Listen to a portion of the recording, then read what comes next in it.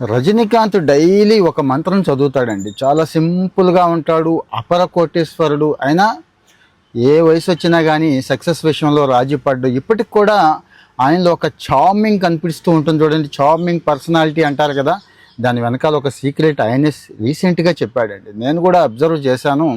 మంత్రాలు చదువుతున్న వాళ్ళల్లో ఒక తేజస్సు కనపడుతుందండి. మంత్రాలకి చింతకాయలు రాలుతాయా అంటే నేను కూడా ఒప్పుకోను, కానీ అంటే దాని ఉద్దేశం అది కాదు. నా ఉద్దేశం పూర్వీకులు అంటే వేదాల నుంచి కొన్ని వేల సంవత్సరాల నుంచి కొన్ని మంత్రాలు తీసుకొచ్చారు కదా, అది లోపల నుంచి రిపేర్ చేస్తుంది అంటారండి. అంటే మన నాడీ వ్యవస్థ దగ్గర నుంచి అన్నిటినీ కూడా స్వచ్ఛంగా ఉంచే శక్తి మంత్రాలకు ఉంటుంది అంటారు కదా.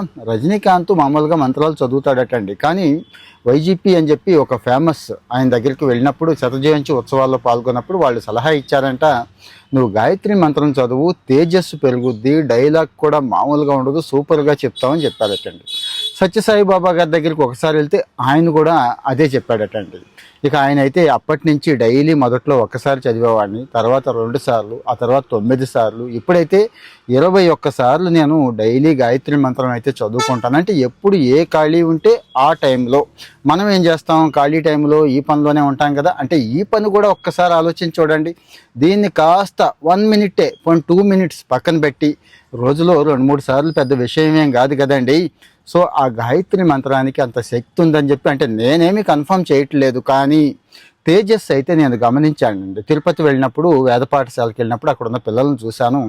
అక్కడున్న ప్రొఫెసర్స్తో, అదే మా పెద్ద ఆచార్యులతో మాట్లాడితే వాళ్ళన్నమాట కూడా ఇదే, వీళ్ళు ఏంటండి ఇలా మొహం వెలిగిపోతుంది, ఇంత తేజస్సుతో ఉన్నారు, బాగా నెయ్యి అది వేసి పెడతారు కదా అంటాం కదా మనం జనరల్గా.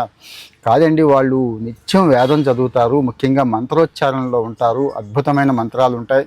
గాయత్రి మంత్రం కూడా అందులో ఉంటుందని ఆయన చెప్పింది, ఇప్పుడు కాదు ఎప్పుడో చెప్పిన మాట, సందర్భం వచ్చింది కాబట్టి చెప్తున్నాను. సో మరి మన పూర్వీకులు ఇచ్చిన గొప్ప ఆస్తుల్లో మంత్రాలు కూడా ఒకటి. మంత్రాలు అనగానే మళ్ళీ మీరు అటు వెళ్ళకండే, క్షుద్ర మంత్రాలు అవి చదివితే ఏదో చింతకాయలు రాలుతాయి, అవి ఇవి అన్నీ జరుగుతాయి, వాటి జోలికి వెళ్ళొద్దు, అవి నిజాలు కాదని నేనైతే ఒప్పుకుంటాను. కానీ మంచి అయితే జరుగుద్ది. మంచి మీన్స్ ఆ మంత్రానికి ఉన్న శక్తి మన నాడీ వ్యవస్థ మీద పనిచేస్తుంది, మనల్ని పాజిటివ్గా ఉంచుతుంది, మనల్ని బ్రైట్గా ఉంచుతుంది, మనల్ని సంతోషంగా ఉంచుతుంది, మనల్ని ధీమాగా ఉంచుతుందని నేనైతే నమ్ముతానండి.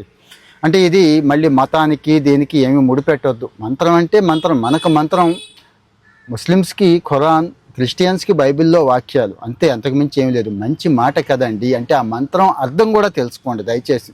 గాయత్రి మంత్రం అర్థం అని కొడితే ఎక్కడైనా వస్తుంది. ఇంకా చాలా వ్యాఖ్యానాలు గొప్ప గొప్ప వాళ్ళు చేసినవి ఉన్నాయి. నేనైతే రజనీకాంత్ చెప్పిన సందర్భాన్ని కోట్ చేస్తున్నాను. కామెంట్లో మీ ఒపీనియన్ చెప్పండి, ఇలాంటివి నచ్చుతున్నాయా?